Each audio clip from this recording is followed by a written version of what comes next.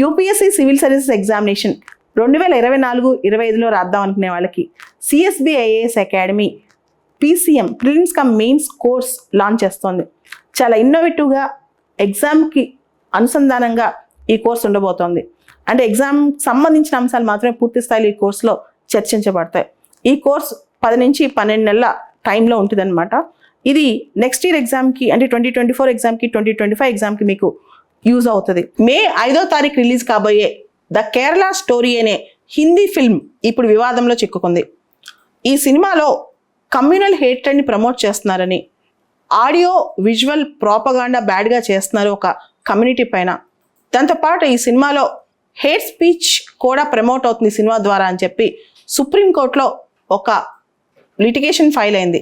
అయితే సుప్రీంకోర్టు దీన్ని తోసిపుచ్చుతూ competent jurisdiction ఉన్న హైకోర్టులో ఈ కేసు వేసుకోవచ్చు అని చెప్పి, సుప్రీంకోర్టు పరిధిలోకి ఈ కేసు రాదని ఇప్పుడు ప్రస్తుతానికి ముందు హైకోర్టుకి వెళ్ళమని, హైకోర్టులో రిలీఫ్ తెచ్చుకోవడానికి ట్రై చేయమని చెప్పి సుప్రీంకోర్టు ఈ కేసులో చెప్పిందనమాట.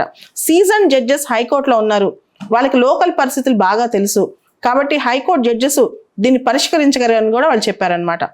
ఓవరాల్గా ఒక సినిమా సర్టిఫికెట్ వచ్చి సినిమా రిలీజ్ అయ్యే ముందు సర్టిఫికెట్ వచ్చిందంటేనే అక్కడ ఆ సినిమాలో ఏది లేదని అర్థం అని కూడా చాలామంది అనుకుంటుంటారు.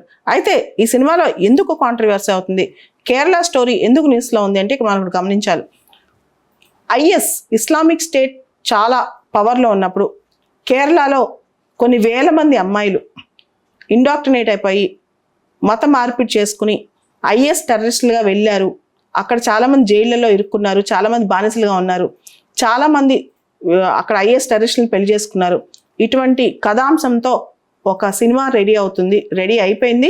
5వ తారీఖు రిలీజ్ కాబోతోంది. అయితే 32,000 మంది అమ్మాయిలు ఈ విధంగా వెళ్ళారు అని చెప్పి ఫస్ట్ ట్రైలర్లో చెప్పడం జరిగిందనమాట.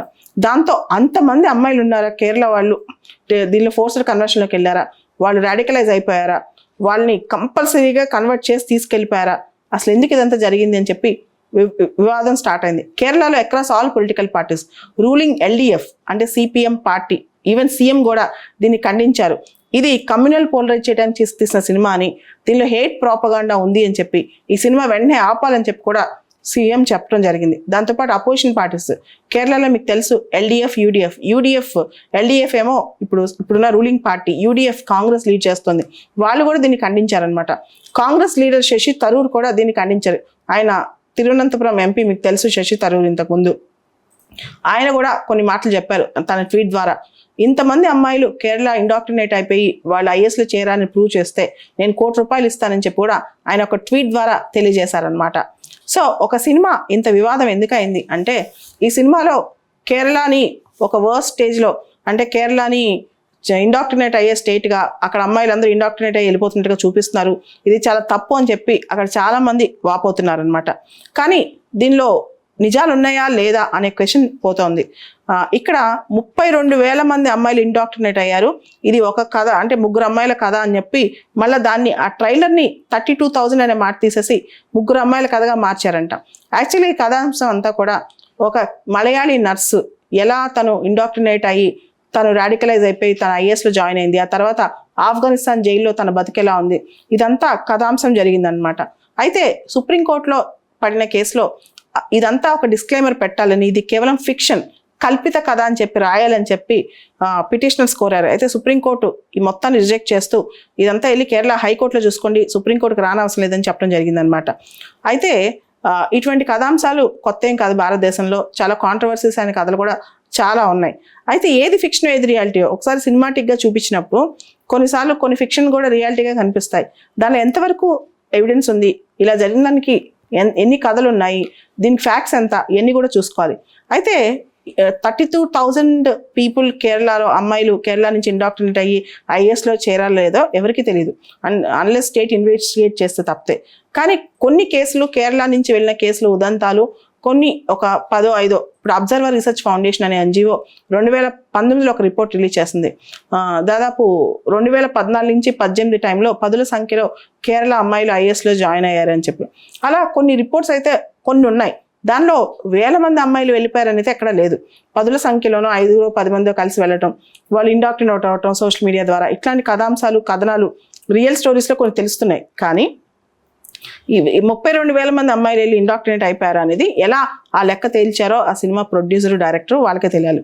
రెండో అంశం ఏంటంటే కేరళలో ఈ క్వశ్చన్ ఇప్పుడుది కాదు, కేరళలో ఇంతకుముందు కూడా ఒక 4 ఏళ్ల క్రితం ఒక కేసు చాలా పాపులర్ అయింది.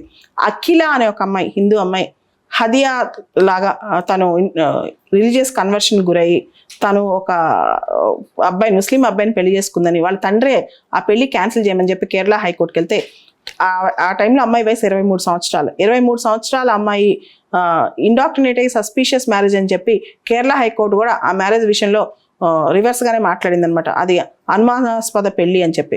అయితే సుప్రీంకోర్టులో ఆ కేసు తర్వాత చాలా పెద్ద ఇష్యూ అయ్యి దానిపైన స్టే రావడం జరిగింది. సో ఇటువంటి అంశాలు వచ్చినప్పుడు నిజాలు తెలుసుకోవాలి, అంతేగాని ప్రతి ఫ్యాక్ట్లో ప్రజలు కూడా చూపించే ప్రతిదీ కరెక్ట్ కాకపోవచ్చు, ఆ నెంబర్స్ కూడా కరెక్ట్ కాకపోవచ్చు. ఏ స్టాటిస్టిక్స్, ఏ రెలవెంట్ డేటా, ఏ రిలయబుల్ డేటా ఆధారంగా ఇటువంటి స్టోరీస్ వస్తున్నాయి కూడా ఒకసారి చూసుకోవాలి. యూపీఎస్సీ సివిల్ సర్వీసెస్ ఎగ్జామినేషన్లో బాగా trending optional political science and international relations. జిఎస్తో కంబైన్డ్గా 50% ఆఫ్ ద సిలబస్ మనం పిఎస్ఐఆర్ని చదువుకోవచ్చు అనమాట. పిఎస్ఐఆర్ అనేది నా దృష్టిలో ఒక relevant optional not only in civil services, ఆ తర్వాత కూడా నాకు పొలిటికల్ సైన్స్ అండ్ ఇంటర్నేషనల్ రిలేషన్స్లో 2016 ఎగ్జామ్లో 329 out of 500 వచ్చాయి. One of the top marks అనమాట. అండ్ పిఎస్ఐఆర్ సంబంధించి చాలా విషయాలు మనకి జీవితంలో కూడా ఉపయోగపడతాయి. సివిల్ సర్వీసెస్ ఎగ్జామ్ ఆ తర్వాత కూడా